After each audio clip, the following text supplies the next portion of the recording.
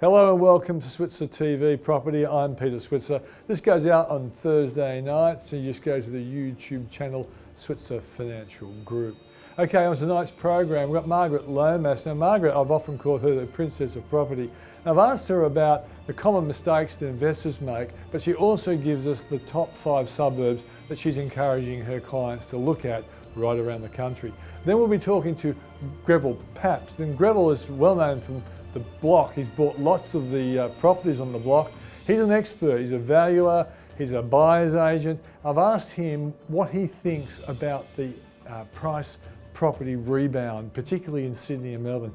Does he believe the numbers that are coming out from Core Logic? And finally, Anthony Doyle from Fidelity poses the question, are interest rate cuts actually working nowadays? And if not, why not? That's the program. So without any further ado, let's catch up with Margaret Lomas from Destiny Financial.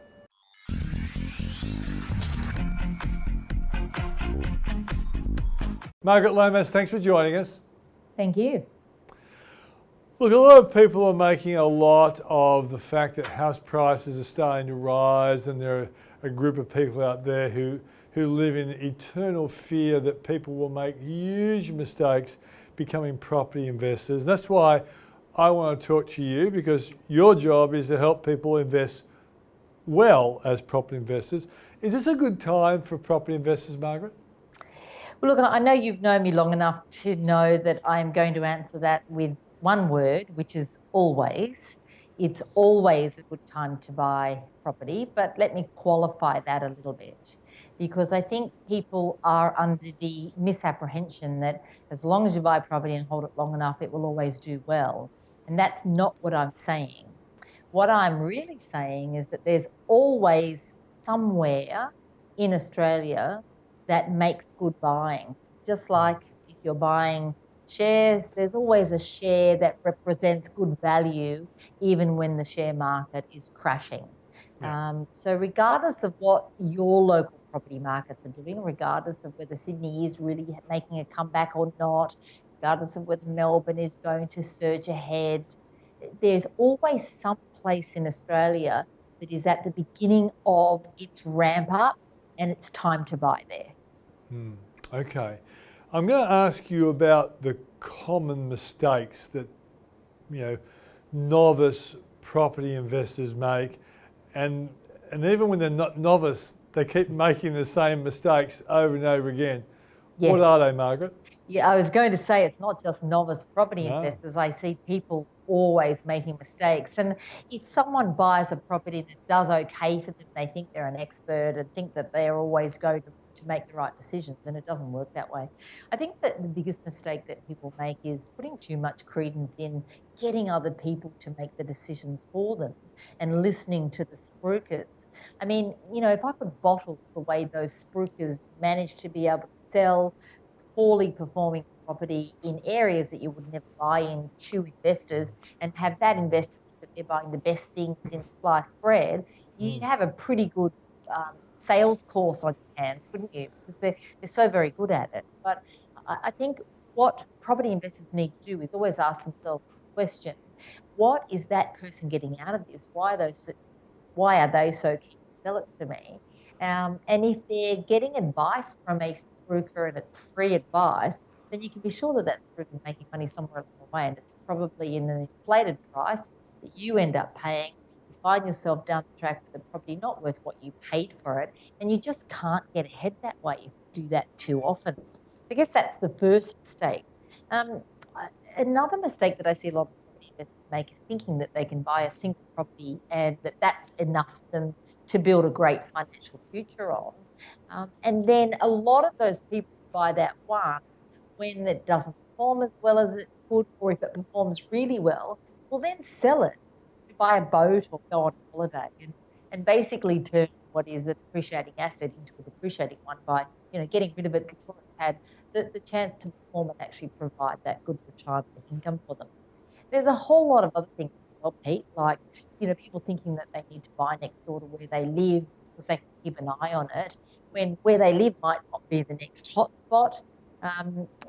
Trying to repeat a good buy. So people buy a property, they get it right, they buy in a great area, and then they want to do it again. But by then, they have realised that that area is probably past its best performance and it's not going to deliver the same all over again.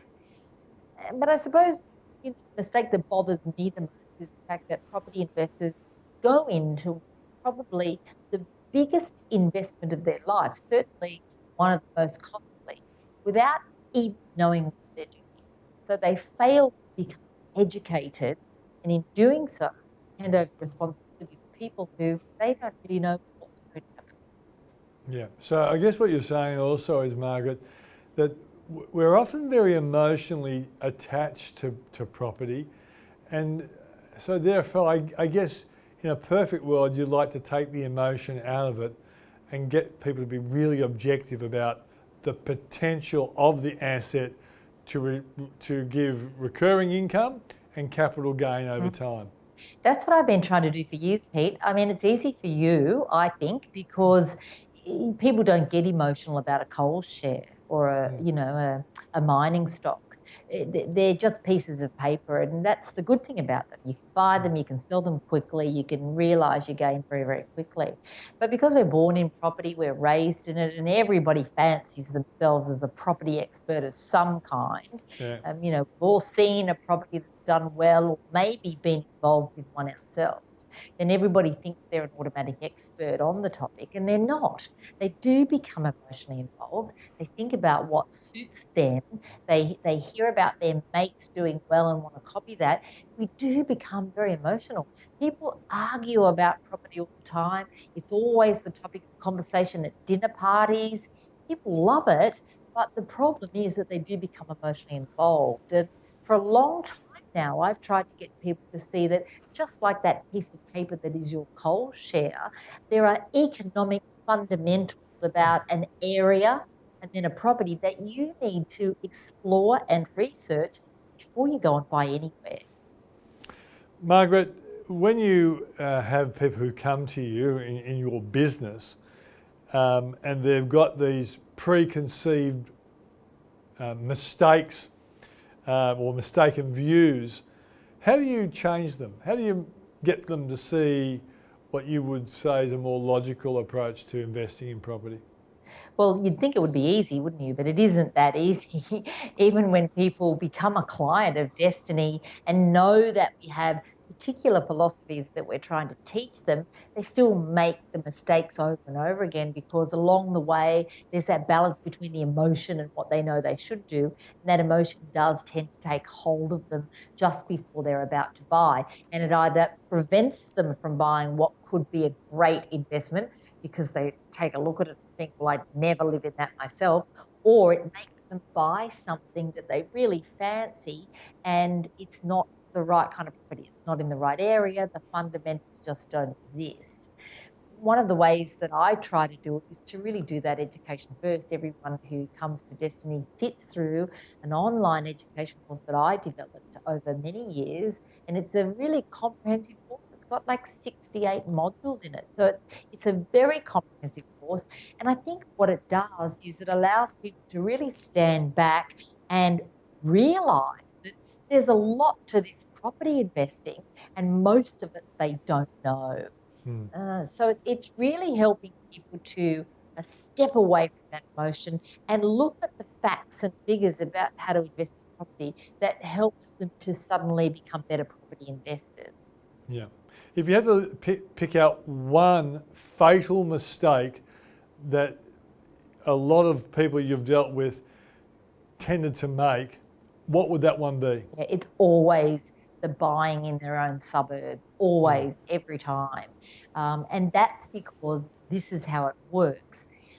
For a lot of people, when they buy in a particular suburb, it could be a suburb that was previously not necessarily as desirable. It might have been up and coming. They may have bought what they could afford at the time, and it could have been thought to be, out in the sticks. Then over time, as the urban sprawl begins, their area becomes popular, desirable, your property values go up and up and up. Everybody likes the area, talks about it. There's a sense of community in the area. Everybody knows everybody else. And you start to think that your area is pretty darn good, and therefore it must make a great investment. And it was a great investment for you when you bought it. But the problem is that was years ago. It's now gotten up in value. It's no longer affordable. It doesn't present a very good cash flow argument because the price you pay to get into that area compared to the rental yield that you get isn't a very good transaction. Generally, by the time an area becomes one of those desirable areas, the yields sit around about 2.5%. And at the moment, that doesn't sound so bad with interest rates at 3.5%. The minute they go to 6 or 7, it's a pretty bad yield story, really. And it's going to become a property that you've got to pour money into for the rest of your life, hoping that it goes through another period of fabulous gain, and it may not.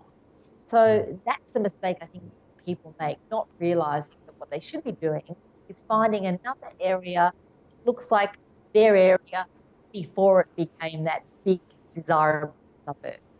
Okay, so let's go around the country. I always like to get you to do this. 5 areas that you think really look like good value at the moment. Now, Pete, your viewers are getting this before anyone because I normally don't release any of these until the very beginning of a year. But since you asked me, I went to the books and I went to the computer and I started to think about what I thought might make good investments for people. Now, just to qualify this, Pete, you know that one of the things that I don't do is I don't try to second guess the next boom market.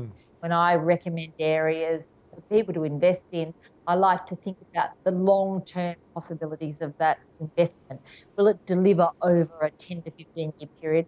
Will it have good yields so that you don't go broke waiting for that elusive capital gain to come along? And does it have the fundamentals that families for? Because families really anchor to an area and make it grow really well into the future. So that's the kind of area that I was looking at. But I'm going to start there on the Sunshine Coast.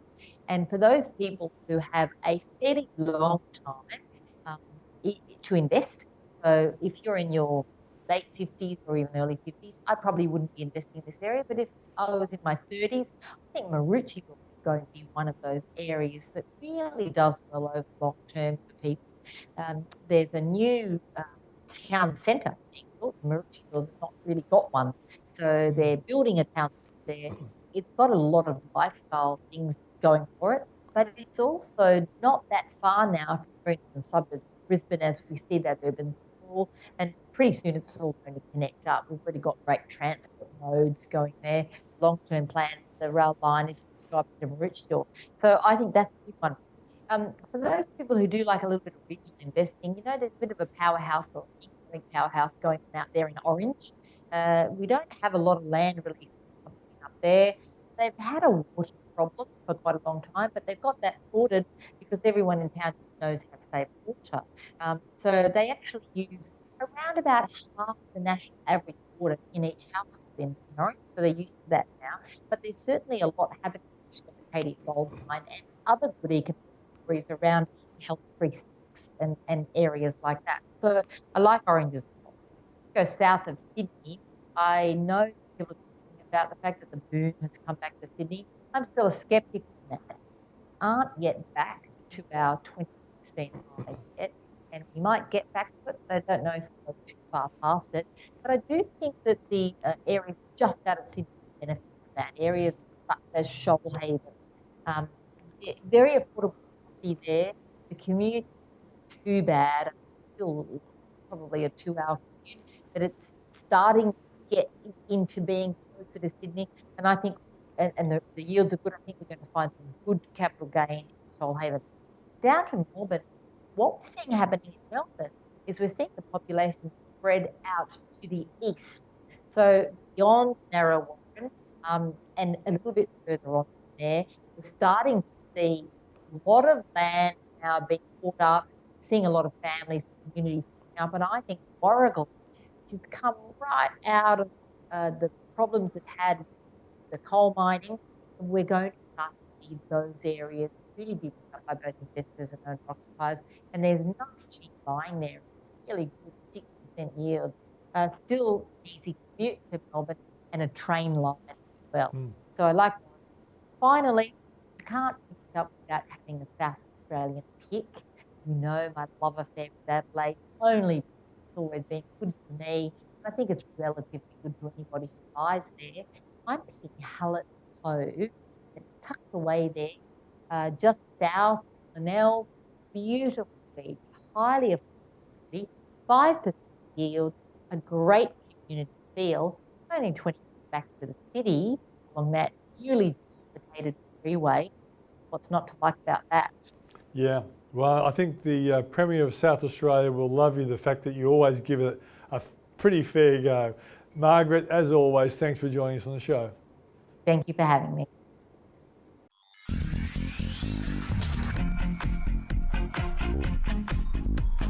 Well, there's a bit of controversy about the house price rebound in Sydney and Melbourne as per the data from CoreLogic.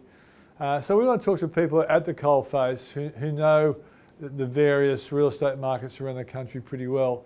And one guy who fits that bill perfectly is Greville Pabst from Greville Pabst Property Advisory. Thanks for joining us, Greville.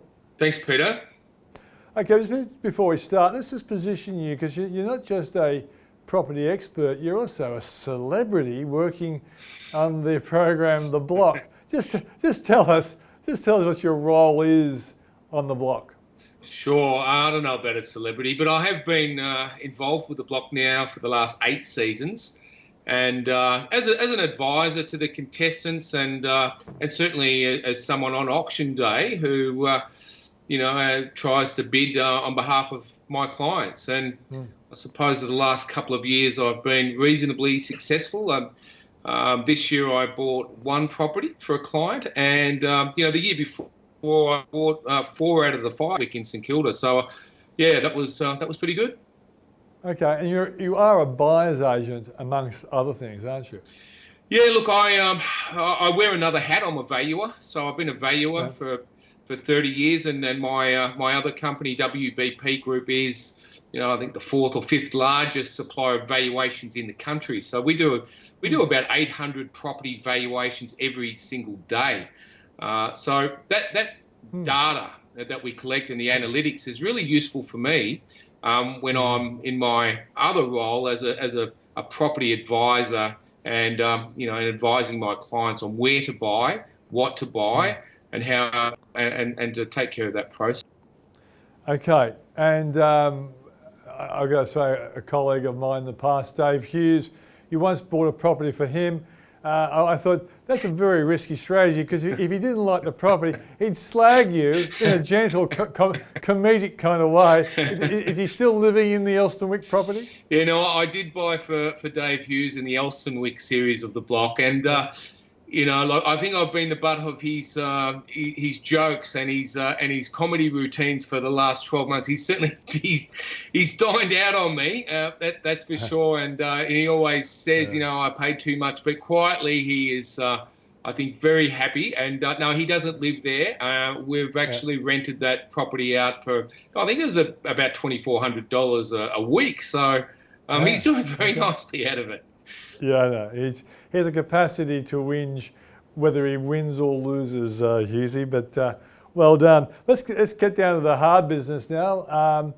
The Melbourne house price rebound. You live in Melbourne, so I'll ask about that first. Are you convinced that it's rebounding? Look, without doubt. And this year has been a phenomenal year. It's a year in 2 halves. It's a classic V-shaped recovery. Before the election, we had the credit squeeze, we had the Royal Commission into banking, and I saw in my valuation business our volumes, because we rely on lending for valuations, that just collapsed, and our volumes were down 15 to 20%. And of course, house prices in Melbourne, peak to trough, fell by 15%. Now, come the change of government, well, not the change of government, but the win by the Liberals. That was the turning point, and there was all this uncertainty about negative gearing, and capital gains tax had dissipated, and it's a classic V shape. It has recovered very, very quickly, and I can see we are all, in some suburbs and areas of Melbourne. We've already recovered that 15%. What do you think is going to happen going forward? Because look, I think most of us would prefer just to be a steady and solid market rather than a slam bam, thank you ma'am, boom. What do you think is going to happen? Well, look, since July, the first quarter, we're up a bit over 6%. October, we're up over 2%, and November figures just came out in Melbourne, 2.2%, and in Sydney, 2.7%.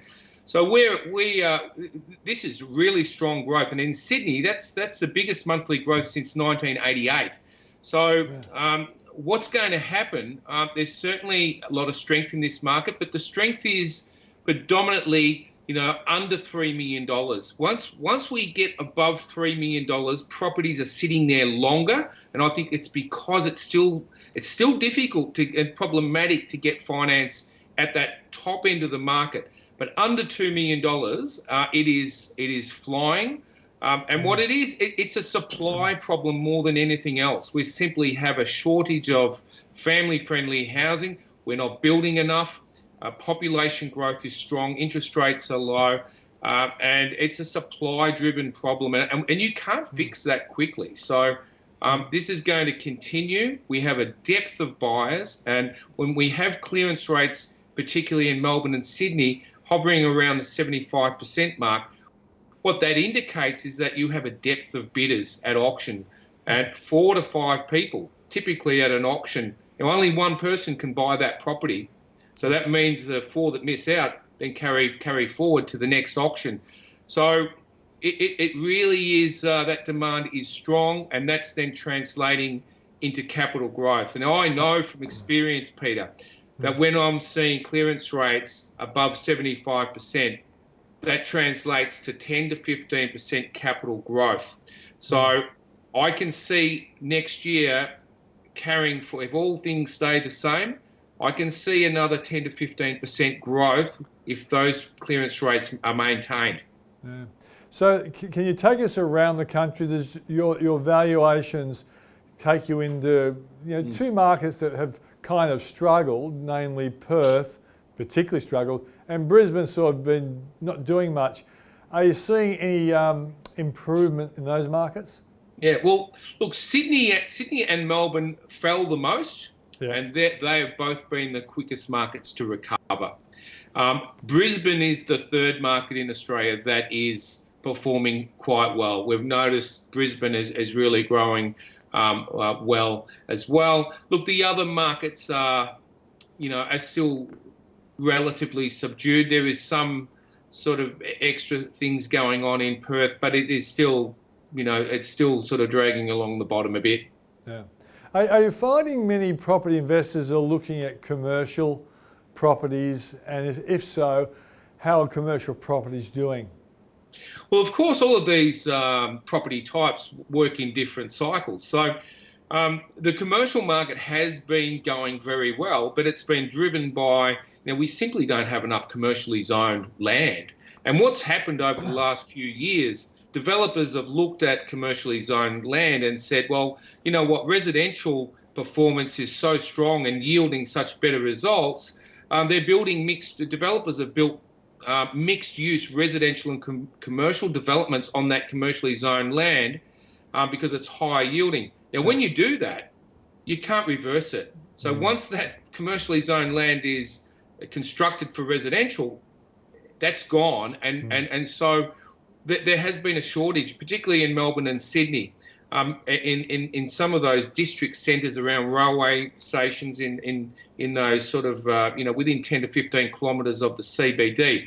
So commercial has been performing well, and we still have a shortage. And I think what is an interesting thing that I've noticed of late, over the last 12 months anyways, is that the retail market, which has been very subdued, really struggling because of, we're now buying things on the internet and so forth, and there's lots of, fashion and retail is really struggling. But what I'm noticing is that office uses, because of the shortage in the traditional commercial markets, are actually going in and accommodating these retail uses. So accountants, solicitors, service industries are going into these retail uses and starting to absorb that retail stock, which is an interesting trend in our market right now. And if we look at industrial, industrial has probably been the best performing market. I can't really speak for Sydney, but particularly in Melbourne, we have had last 6 years incredibly strong growth in industrial land values, from $250 a square metre in southeast Melbourne to now $550 to $600 per square metre. So we've had incredible growth on the back of logistic industries, the growth of logistics. Yeah, I've noticed sort of in retail precincts like in Sydney, Oxford Street, and even in Albert Park in Melbourne, a lot of those retail shops have actually not been occupied, and as a consequence, they've kind of been empty for a while. But now I'm starting to see service businesses, like massage parlours and nail groups and things like that. And as you say, accountants and architects are starting to move into those areas, and so I guess that will actually shore up that market over time. Yeah, look, it's definitely that is happening, and I think in some of those areas, those inner city areas, it's quite attractive places to live. So what I'm seeing is that mixed use developments are starting to occur. So those single level retail uses are now perhaps going 3 to 4 levels with apartments above. And that's actually quite a good thing, because what that means is if we start to create more density, people living above these retail uses, it's creating pedestrian traffic, which is then supporting those ground floor retail uses. Yep. So I think that's a good thing. Okay, mate. Well, if people want to know more about what you do, because you've got many hats there, where can they go? Yeah, look, www.grevillepaps.com.au. That's pretty easy, mate. Thanks for joining us. Thank you. Thanks, Peter. Bye-bye.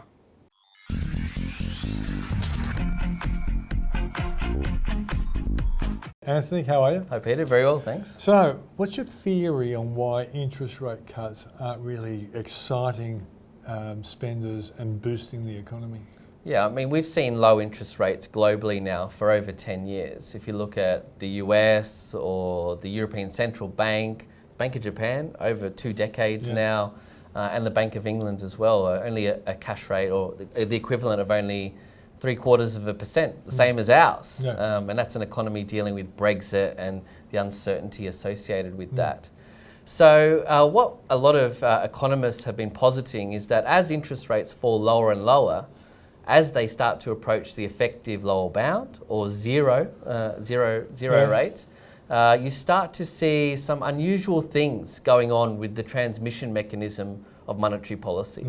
So this is to say that a reduction in the cash rate from 1% to 0.75% will have a different impact to, say, a reduction in the cash rate from 5 to 4.75%. Now, interestingly, amongst our client base, this is the first time that advisors have been reporting to us that clients are calling them up saying, should we be worried? Is there something that the RBA sees that we don't? And arguably what we're seeing now is the removal from investment returns of the 8th wonder of the world, according to Einstein, which is compound interest. So Australians have been very fortunate. Did Einstein actually say that, did he? Einstein allegedly said, if you keep on doing the same things, expect a different result. Yeah. It's a definition of insanity. But people dispute that. But I'll take your word on this one. He's a clever guy. He was, yeah. And that's a clever thing to say. I mean, compound interest, it is truly amazing. And you can save for future plans on the back of it. Yep. Now, as I mentioned, Australians very fortunate over the last decade. They could be invested in a balance fund, and all of those balance funds have generated really great performance of double digits, over 10% per annum. Yep. But as the cash rate falls, future expected returns from all other asset classes like fixed income or corporate bonds or high yield or equities, for example, it also falls. Now, what this means is we're seeing the removal of the eighth wonder of the world in compound interest. So Australians can respond in one of two ways, particularly if they have a savings goal in mind, like saving for a house or saving for their retirement or saving for school fees in the case of myself. Or even trying to kill their debt. Exactly, yeah. So retire their debt. What they can do is either they can invest in riskier assets, so they move out of cash and fixed income into potentially higher returning assets, but they'll also have to accept the higher volatility or the greater chance of a potential loss in accepting those potential higher returns, or they can save more because they can no longer rely upon compounding interest or compounding returns. And I think what we're seeing at the moment, if we look at the economic data for Australia, retail sales actually declined in volume terms for the first time since the GFC. Consumer confidence was at a 4-year low last month and is bouncing around that low level. We've also done an analysis at Fidelity looking at Google search trends, and Aussies, if we extract ourselves from the financial world that we live in, Peter, and the AFR and the Financial Times, what are Australians actually doing? Well, they're Googling the words Australia recession at a rate not seen since the GFC. So it's on your website, the analysis, but this suggests to me that what Australians are doing is they're prudently paying down debt, if we hear from what the bank anecdotes have been telling us in terms of their mortgage books, or they're saving more because they can't rely upon those higher returns. So perversely, we've reached this reversal rate of monetary policy where RBA interest rate cuts are having less and less of an effect on the domestic demand side of this economy. And I know I'm thinking like a person who once taught economics at the University of New South Wales, but what you're really saying is that the marginal propensity to consume is falling.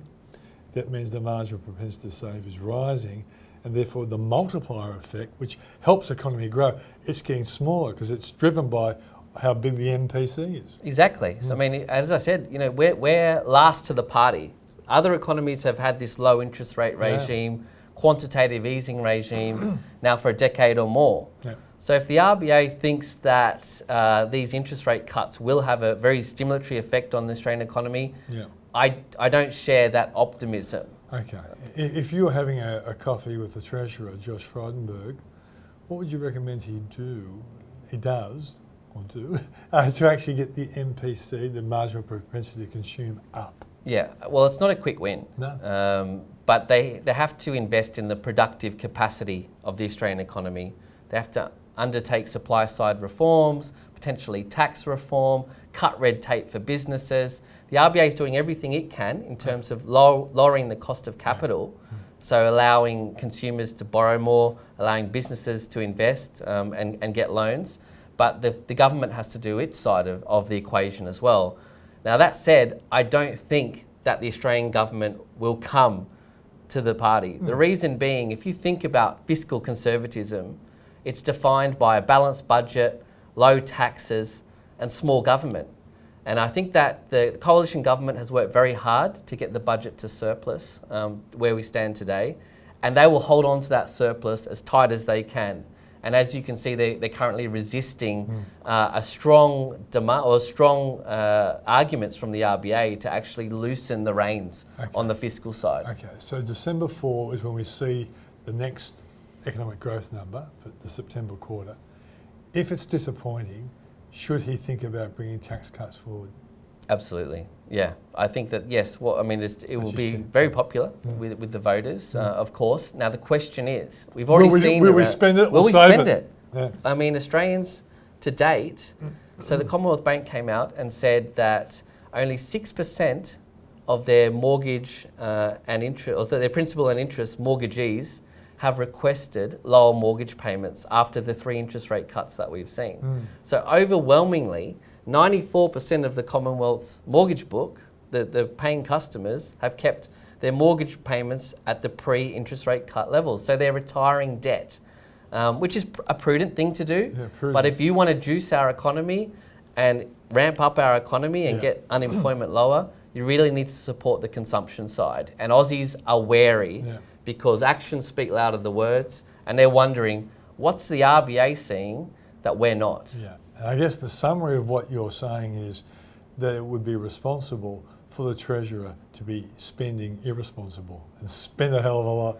Yes, but I that's want- obviously it's an not associated with a coalition No. Liberal government. So No. I don't think that's what we're going to see. And Germany, for example, has held steadfast for over a decade to its budget program of Project Black Zero, which is a balanced budget, despite overwhelming need for infrastructure investment in Germany as well. So this is where monetary policy has been the only game in town for many economies, because it's far easier to cut interest rates than to actually expand fiscally, getting it through the government, parliament, all that type of thing.